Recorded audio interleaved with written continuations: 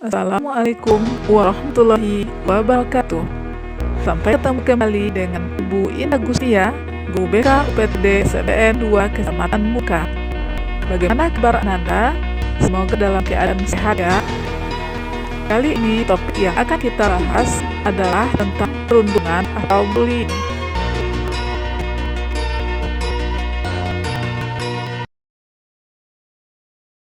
Silahkan Anda simak video berikut.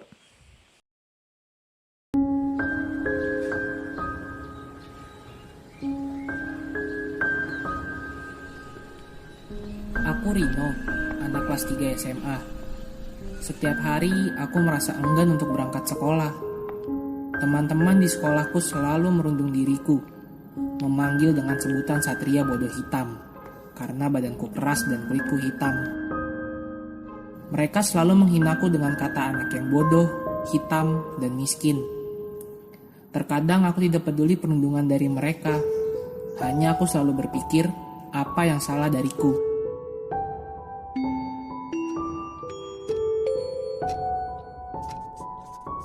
Nilai maksimum untuk fungsi objektif. Rino, Guruku juga sering menyebut diriku sebagai anak yang malas. Tapi dia tidak tahu kenapa aku bisa jadi seperti ini di sekolah. Aku selalu merasa ketakutan ketika berada di sekolah. Mereka selalu membuat diriku berasa kecil. Emang kenapa kalau aku miskin dan bodoh? hentikan! Rino, pergi ke ruang BK sekarang.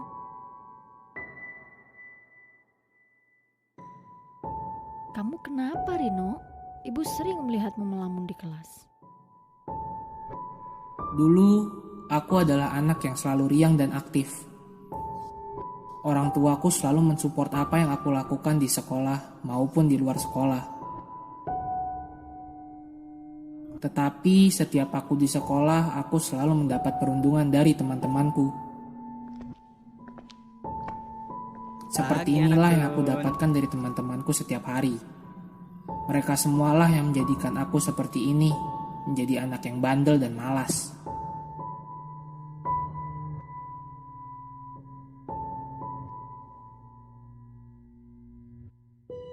Hei, Rino. Iya, Bu. Tidak ada teman yang ingin bermain denganku. Semua melihatku sebagai anak yang bodoh atau miskin. Sekolah selalu menjadi penjara buat diriku.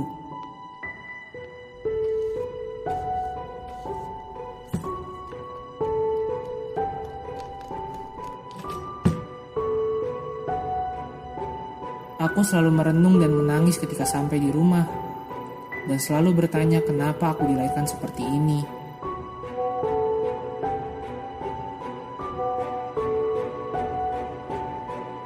Di sosial media pun, mereka menghinaku sebagai anak yang tidak mampu. Hidupku sungguh tidak berguna. Mereka semua tidak mengerti apa yang aku rasakan.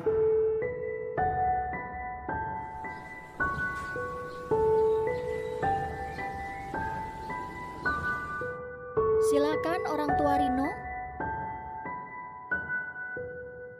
Mohon maaf, anak ibu tidak naik kelas. Stop perundungan dan kekerasan di sekolah yang dapat mengakibatkan gangguan mental pada seseorang.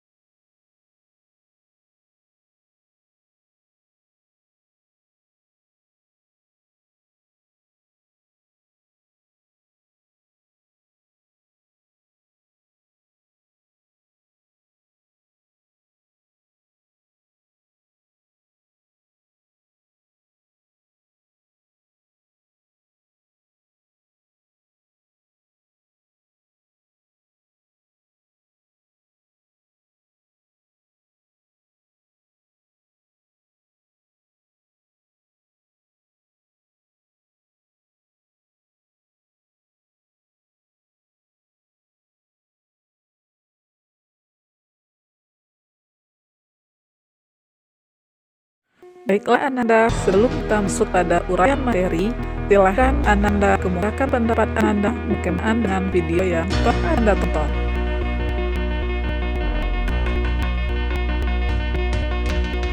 Bullying merupakan segala bentuk penindasan atau kekerasan yang dilakukan dengan sengaja oleh satu orang atau sekelompok orang yang lebih kuat atau berkuasa terhadap orang lain dengan tujuan untuk menyakiti dan dilakukan secara terus-menerus yang dapat mengganggu atau mengancam keselamatan dan kesehatan seseorang baik secara fisik maupun psikologis.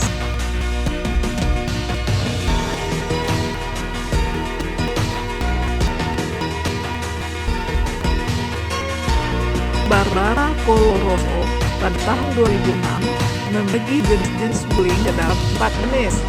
Yang pertama, bullying secara verbal. Bullying dalam bentuk verbal adalah salah satu jenis yang paling mudah dilakukan, dan bullying dalam bentuk verbal akan menjadi awal dari perilaku bullying yang lainnya, serta dapat menjadi langkah pertama menuju pada kekerasan yang lebih lanjut, dapat berupa julukan nama dan celaan.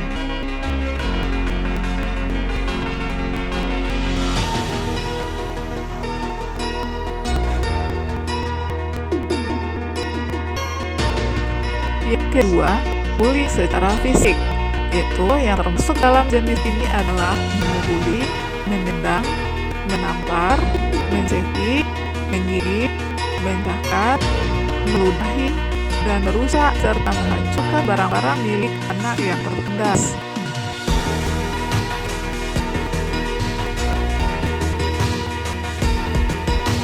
Yang ketiga adalah bullying secara sosial.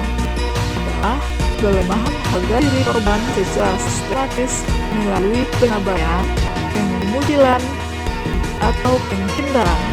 Perilaku ini dapat mendapat sikap-sikap yang tersembunyi seperti pandangan yang agresif, lirikan mata, helaan nafas, cibiran, tawa mengejek, dan bahasa tubuh mengejek lainnya.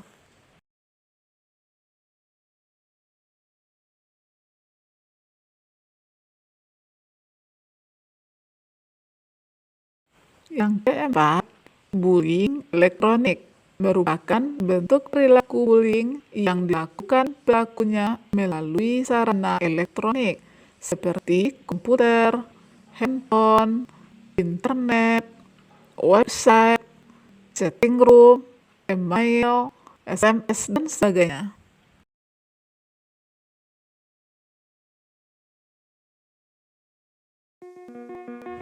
Bullying elektronik ini biasanya ditujukan untuk meneror korban dengan menggunakan tulisan, animasi, gambar, dan rekaman video atau film yang sifatnya mengintimidasi, menyakiti, atau menyudutkan.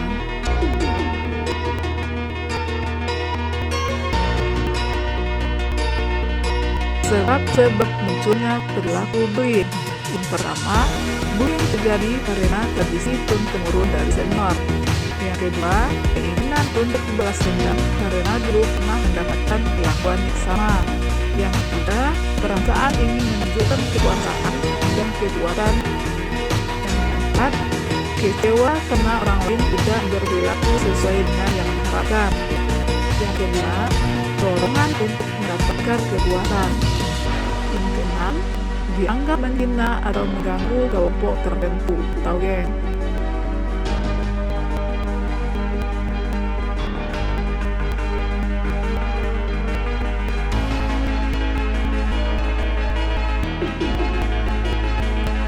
Dampak negatif bullying bagi orang yang menjadi korban.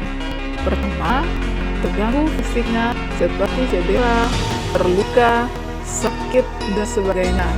Yang kedua, tertekan psikisnya atau kejiwaannya seperti merasa takut, cemas, rasa tidak nyaman, resah, tertekan, dan gejala tekanan psikis lainnya. Yang ketiga, pergaulan sosial terganggu seperti minder, menyendiri, grogi, pendiam, dan tertutup. Yang keempat, terganggu proses belajarnya seperti nilai jelek, tidak konsentrasi belajar, lupa mengerjakan tugas, sampai menurunnya ranking atau tidak naik kelas.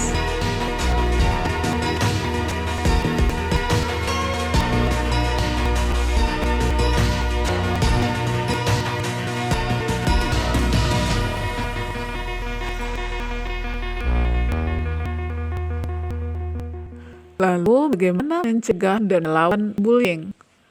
Untuk mencegah agar kita tidak menjadi korban tindakan bullying, antara lain yang dapat kita lakukan adalah: yang pertama, hindari membawa atau memakai barang-barang mahal atau uang yang berlebihan.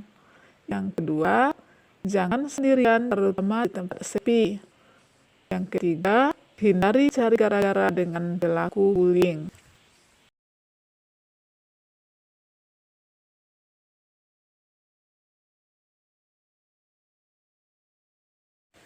Yang keempat, jangan berada di dekat dengan orang yang suka melakukan tindakan bullying atau berada di sekitar mereka. Yang kelima, kenali dan perhatikan perilaku bullying. Yang keenam, jangan ikut-ikutan melakukan tindakan bullying dalam bentuk apapun.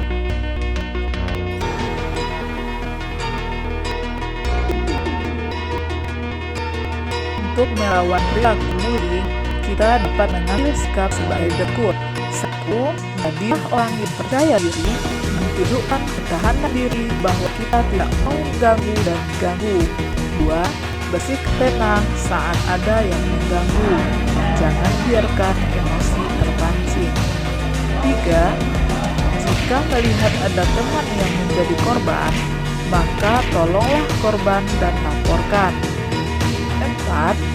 Lakukan perlawanan diikuti dengan berteriak, lari, atau tindakan apapun sambil mencari pertolongan. 5. Catatlah tempat, orang-orang yang terlibat, dan jenis gangguan yang mereka lakukan. Laporkan kepada orang tua, kepada kekerasan guru, di sekolah sering terjadi ataupun di pihak Indonesia. yang berwajib. Dari tahun 2013 hingga 2014, jumlah kekerasan di sekolah naik sampai dengan 16% yang dilakukan anak usia di bawah 14 tahun. Dan itu dilakukan di sekolah. Hampir setiap sekolah yang ada di Indonesia pasti terdapat kasus kekerasan Baiklah di sekolah. Ananda, Dari demikian tingkat dulu universitas, video singkat menurut kali SMA, ini. lalu SMP, Semoga bahkan sampai ke bermanfaat. SD. Silahkan Ananda tulis komentar Bagaimana caranya? pada kolom komentar ya. Biasanya, kekerasan dilakukan dengan banyak Assalamualaikum hal, seperti warahmatullahi secara verbal, wabarakatuh. secara fisik, secara rasional, dan elektronik. Sebagai contoh, bila ada anak yang terlihat gendut atau berbadan besar, biasanya orang di sekitarnya akan mengata-ngatainya dengan berkataan yang tidak enak. Ada pula mereka yang merasa asik iseng dan membuat si anak culun menjadi bahan lelucon. Biasanya, mereka yang mempunyai ras yang berbeda pun suka mendapatkan perlakuan yang kurang mengenakan.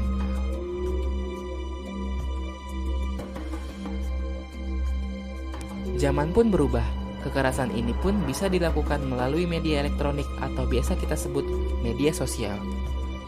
Tahukah kamu apa dampak dari perbuatan itu? Bagi yang melihat, tentu saja akan berdampak pada dampak mental. Dia akan merasa takut dan merasa tidak nyaman. Bagi pelaku, biasanya akan mendapat sanksi bertahap dari orang tua, pihak yang berwajib, atau di persidangan, dan bisa sampai akhirnya di penjara. Sebagai korban, akan berdampak seperti sering absen dan bolos sekolah, mudah emosi atau labil, sering terlihat ada luka dan memar, atau yang lebih parah, bunuh diri. Apakah kamu siap menerima semua perlakuan itu? Karena jalan kalian masih panjang untuk sebuah kebaikan. Stop kekerasan di sekolah.